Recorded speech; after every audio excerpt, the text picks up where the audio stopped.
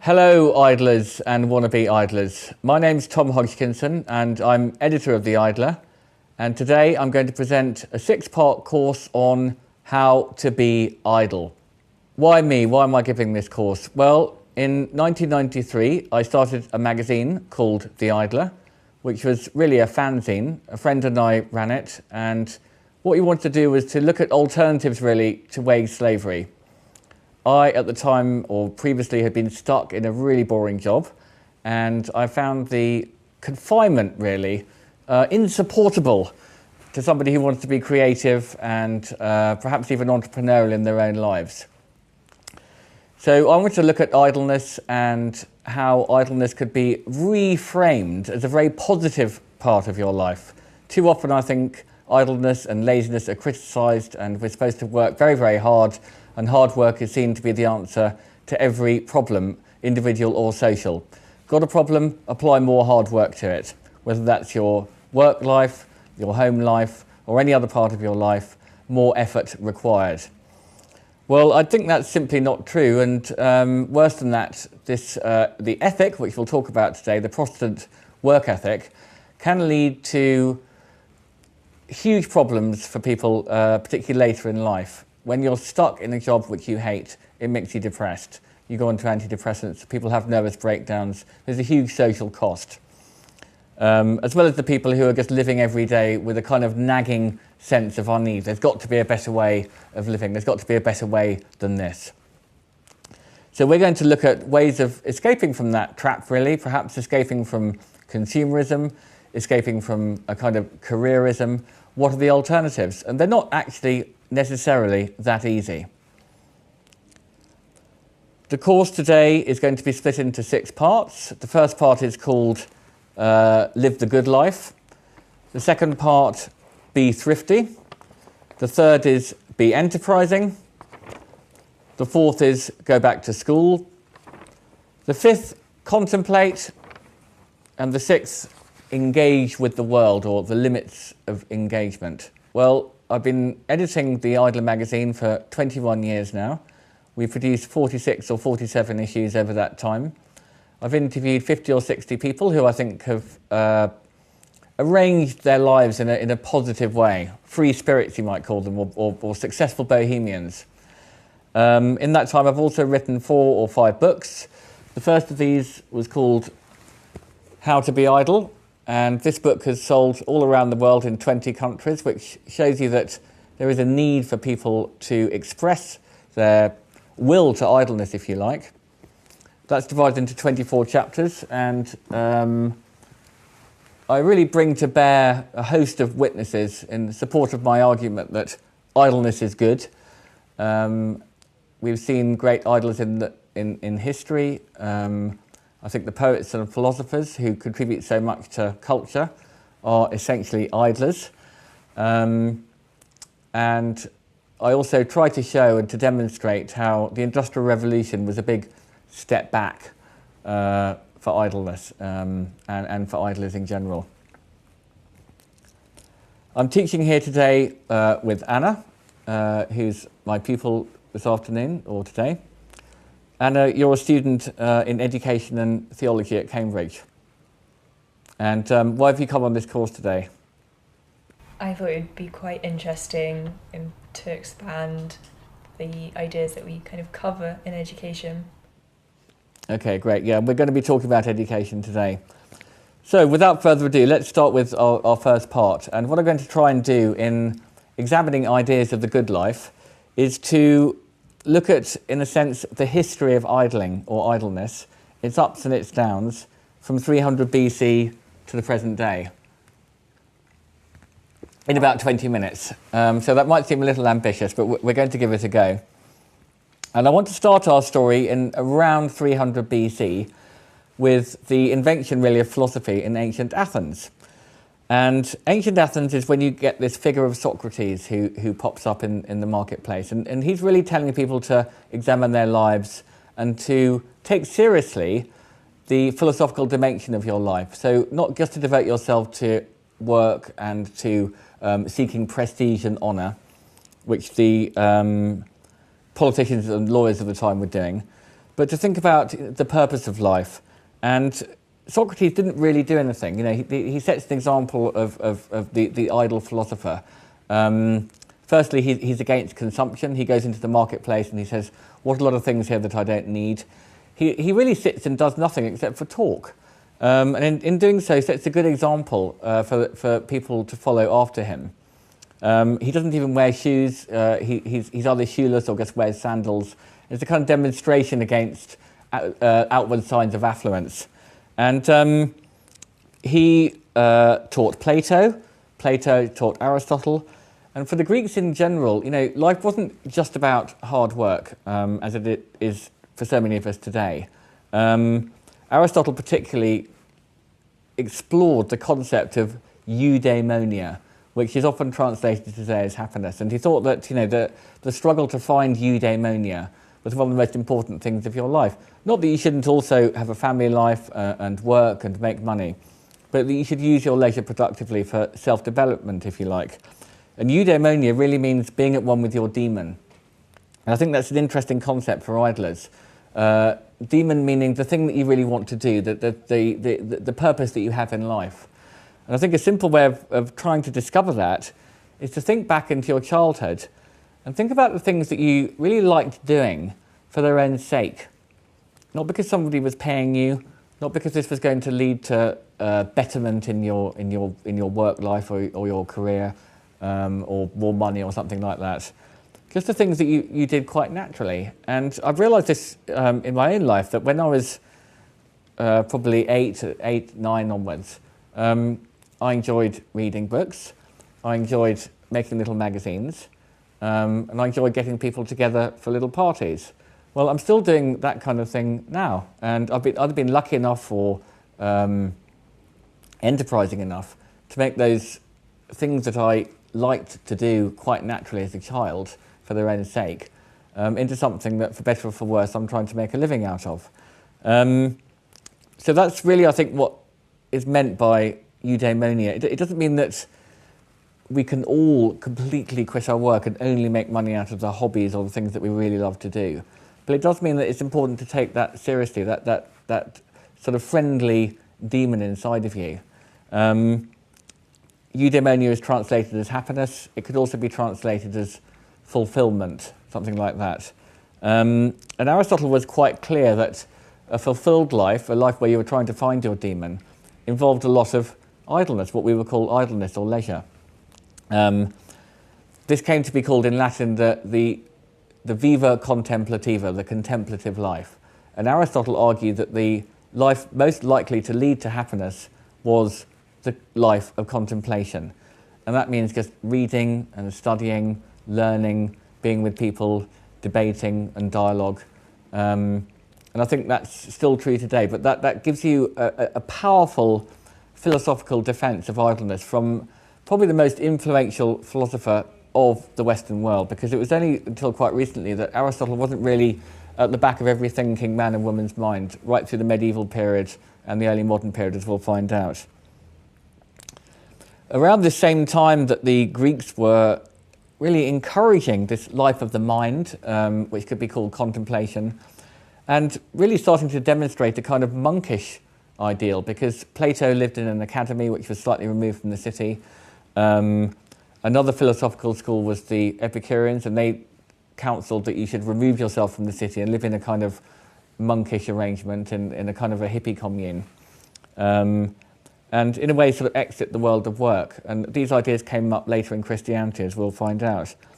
But around the same time that the sophisticated Greeks were exploring these ideas, perhaps for the first time, the Taoists also were exploring them. And Taoism, the Chinese philosophy of the Tao, or the way, became really popular in the Western world in the 60s and 70s with teachers like Alan Watts.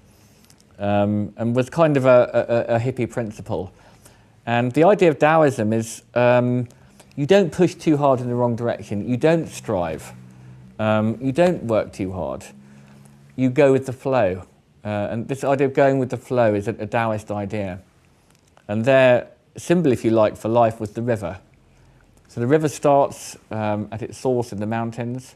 It makes its way through the mountains, across the plains, and out to the sea, where it ends up.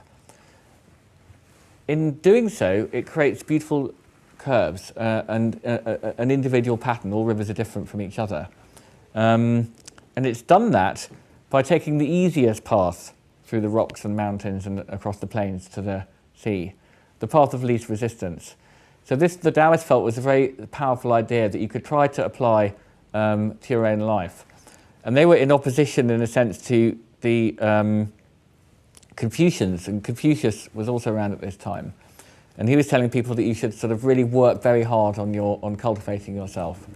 And probably for an idler, there's some sort of balance there to be found, because the Taoists were like the sort of punks of their time. And there are still Taoist punks in Beijing today who reject worldly ambition, reject fame, reject the whole world of money. And these were issues for the sophisticated Chinese just as much as for the ancient Greeks as for us today. You know, how much do you engage with the world and how far do you retreat from it? The great Taoist principle was Wu Wai, which means inaction. And it's somehow discovering this way of being, which is elusive but out there. And if you could slot into it, which we sometimes do occasionally, then your life could really sort of flow quite easily. It's actually an extremely difficult thing to do, and it takes a lot of practice. And the famous symbol, or the famous kind of metaphor, was the Taoist butcher. And the Taoist butcher, through practice and work and repetition over 20 or 30 years, was such a good butcher that he could slice apart the ox with apparently no effort whatsoever, because he could find the places in the meat which resisted the least after practice. So to be idle, to go with the flow, is an ongoing project. It doesn't just sort of happen overnight, and it could take a lot of hard work. Now, these ideas also popped up in Roman times, and I was really delighted to read a bit of Nietzsche, a passage from Nietzsche, where he says that the Romans and the ancient world in general really privileged what he called otium as the noble path through life, otium meaning leisure. And the Romans had got this from the Greeks. Nietzsche said that the paths to nobility for the ancients were otium or bellum, leisure or war. So it was through glory and honour in fighting, or through lying around doing nothing and studying, that honour was to be found, and not in this kind of striving bourgeois path that's presented as the almost the only path through life today. So it's almost a kind of aristocratic idea that the noble ones, the gods, don't work. And so each individual should try to create a life which has as much otium in it as possible. So, you know, Aristotle said, well, you know, some people are, like Plato, are aristocrats, and so they live off their rents, they've got lots of time, so that's fine, they can just go and be idle. Most of us are not so lucky, but we should work to produce the money that's going to allow us the time to be idle, or in my sense of being idle, that doesn't mean slobbing out and doing nothing, that means engaging with other people and learning and studying. Now, these ideas also come up in the figure of Christ, who, remember, doesn't work. In fact, one wag in the 19th century said, God, in fact, you know, gives us the ultimate example of an idler, because he works for 6 days and then rests for all eternity. Which is, I think, is the sort of ideal idler's way of working, is to work in a little outburst of diligence and then have long gaps before and after when you kind of sit around. So Christ's famous words about work can be found in the Sermon on the Mount. Consider the lily. They toil not, neither do they spin. Yet I say to you that Solomon in all his glory was not arrayed as one of these. So in a kind of Taoist way, the Taoists also counsel that you should get back to nature and stop striving for worldly goods. He's saying even Solomon, the richest person of his day, is not as beautiful as the simple lily which just floats in the wind and doesn't work for its living. And this was a sort of a providential idea in a way. You shouldn't overwork, because to overwork might be seen, actually, this is a theological point which comes up in the medieval era. To work overlong hours might show a lack of faith in God's providence. So the Taoists have this sort of fatalism about life, which you can still see in China today. You know, whatever happens, happens.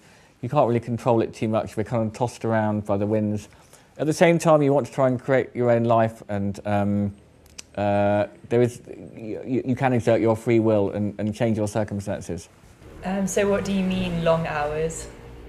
Well, by long hours, what I mean is, in the medieval period, our working hours were quite strictly restricted to something like 40 or 50 hours a week, which is not commonly known.